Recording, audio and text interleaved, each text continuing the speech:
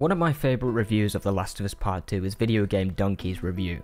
He kind of nailed how I currently think about The Last of Us Part 2. The worst part about releasing amazing stuff so consistently and setting the bar for nearly a decade is audience expectation. So if The Last of Us Part 2 is dog poop, well, that's one good spelling dog poop, you know what I mean? Now I know I'm setting this review up as your antagonist, I know people hate this game and I used to as well. Now I'm not going to sit here and tell you you're wrong or stupid or whatever. I look at games from a consumer standpoint and this is just my view of it, but guys, I really like this game. Over the last year I played through it, took about 2 months in total because I took my time with it, had other reviews to make, and I enjoyed pretty much every second of it. The Last of Us Part 2 is the complete opposite of what the original game was, but it is a true sequel. It forces you to accept the rules of the Last of Us world despite how much you dislike it. To accept that this world is a cruel ball of darkness, but one act of kindness could pop that ball, or another dark act could fill the ball further until it eventually just pops.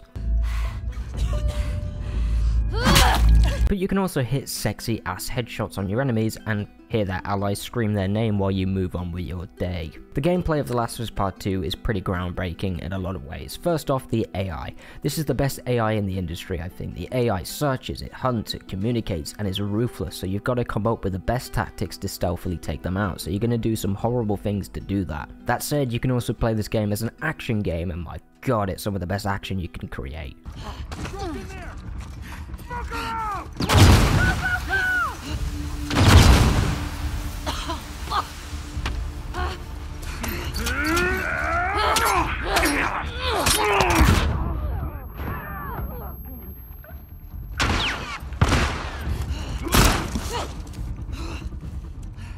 Throw a Molotov and dash for cover, grab your rifle, get a lucky shot, sprint to the other corner, dolphin dive to prone, grab your bow, shoot, get up, dash at an enemy, stab them, spin round, throw a bomb and go back into hiding. It's a game of cat and mouse played in one of the most dangerous backdrops you could possibly imagine. Levels are full of opportunity and replay value. The amount of open paths you can go down is pretty overwhelming no matter how many times you play The Last of Us Part 2. The Last of Us Part 1 is a far more linear game, so Naughty Dog said, "Hey fucker, you like linear?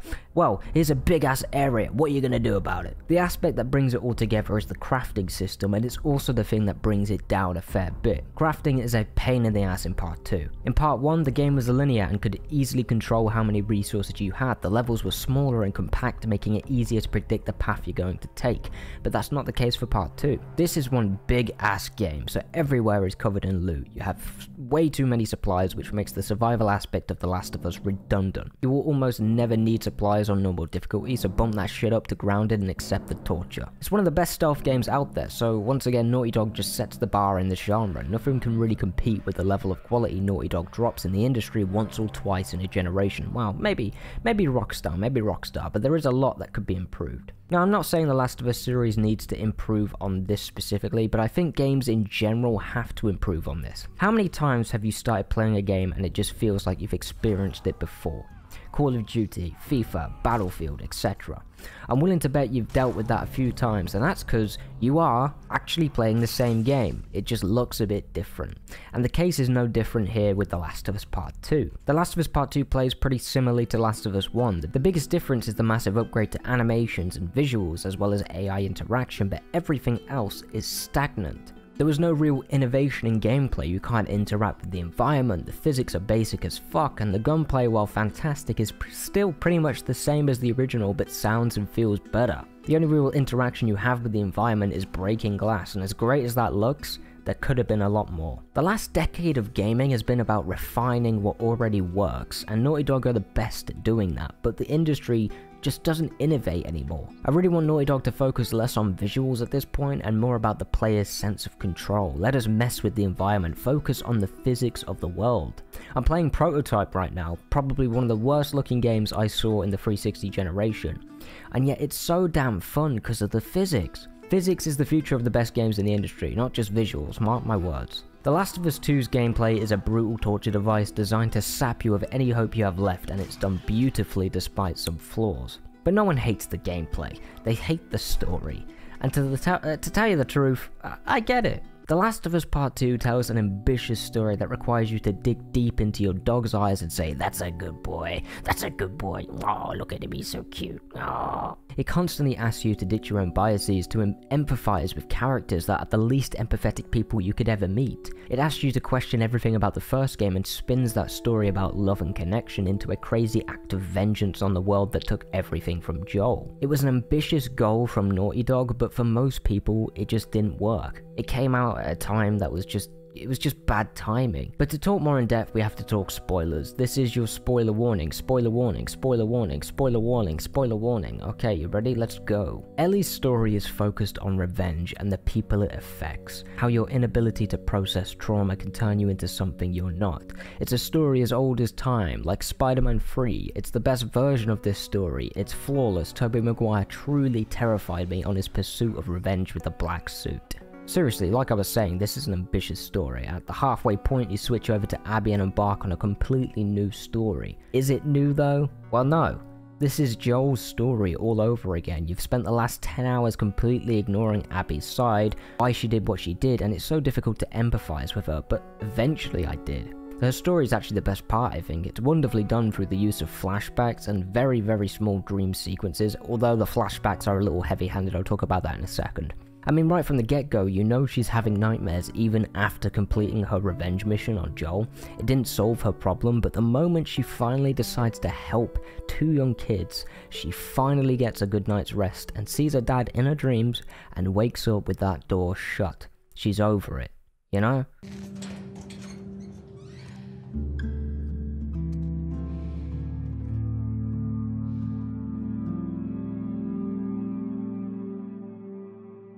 Her entire story to me is literally an apology to the fans. We get to see this character, who we fucking despise by the way, go on this journey that changes her. And that alone for me was enough. For me it was enough. The journey is literally telling us, yes, Abby was in the wrong. We don't need her to admit it. The story says enough. Look at how she ends up at the end of the game. We don't need her to say, oh yes, I need to die, I did something wrong. The story was enough. Look at the stuff she went through. Look how she's changed.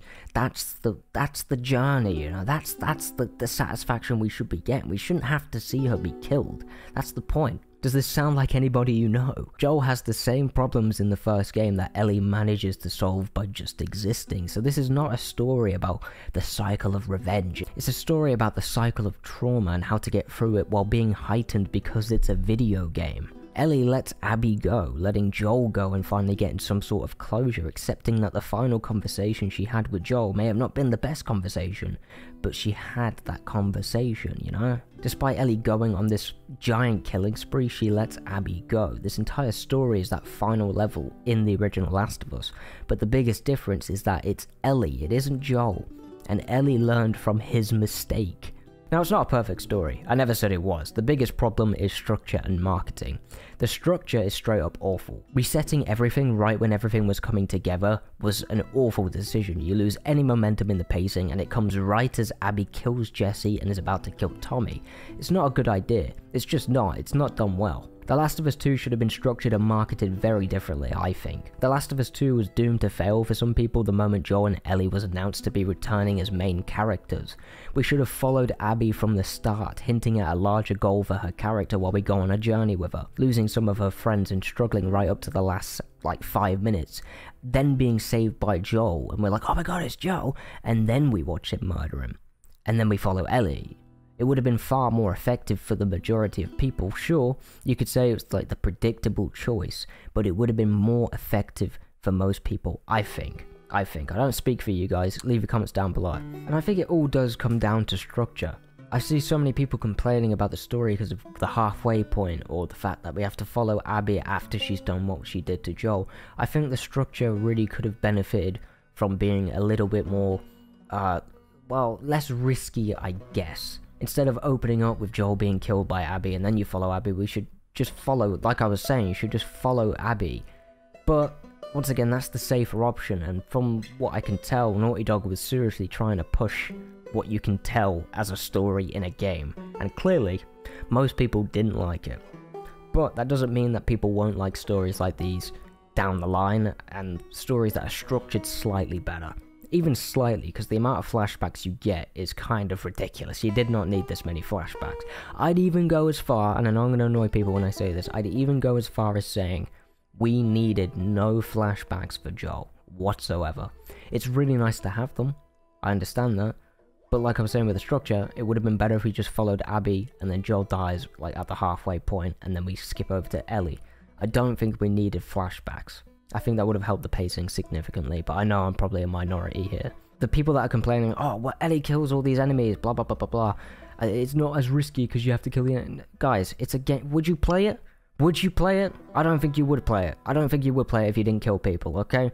Relax. Calm down. Other than that, I have really no complaints. The performances are incredible, the OST is phenomenal, the art style is beautiful, and the gameplay is groundbreaking when it comes to animation fluidity and AI. I definitely think you should give The Last of Us Part 2 a shot if you haven't already, and if you have, play it again and see what you think. You may walk away with a new perspective on it like me. Thank you for watching, and keep it classic.